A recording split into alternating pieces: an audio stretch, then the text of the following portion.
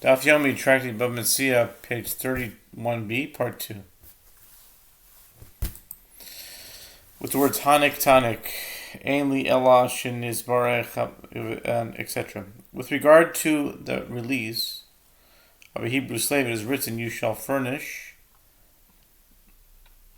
Hanik Tanik, you shall furnish him liberally with your flock, and from your threshing floor, and from your winepress, of all that the Lord your God has blessed you, you shall give to him." Deuteronomy 15:14. Based on the conclusion of the verse, I have derived only that when the house is blessed because of him, one furnishes the slave with gifts. From where have I derived the obligation to furnish him with gifts, even when the house is not blessed because of him? The verse says, Hanitanik, to teach that one must furnish him with gifts in any case. The Gemara asks, and according to Rabbi Elazar ben Azariah, who says, if the house is blessed because of him, one furnishes him with gifts. And if the house is not blessed because of him, one need not furnish him with gifts. Why do I need a compound verb? Hanitanik. The Gemara answers, the Torah speaks in the language of people. The compound verb is a common conversation style, and the Torah employs the same style. Rabbi Elazar ben Azariah holds that nothing extraordinary about it. There is nothing extraordinary about it, and therefore nothing may be derived from it.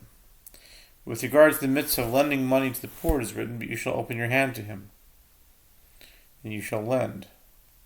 Ave tabitenu. You shall lend him sufficient for his need that he is lacking. Deuteronomy 15:8. I have derived only that in a case where one does not have resources and does not want to be supported with charity, the merciful one states, provide for him by means of a loan. In a case where he has resources and he does not want to support himself with resources, from where is the obligation to lend him money derived? The verse states, Tavitenu, to teach, you must grant him a loan in any case. The Gemara asks, and according to Rabbi Shimon, who says that in a case where he has resources and does not want to support himself, where he has resources and he does not want to support himself with his resources, one is not obligated to attend to his needs. Why do I need a doubled verb?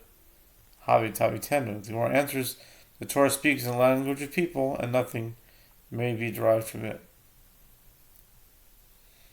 The Mishnah teaches, if in the course of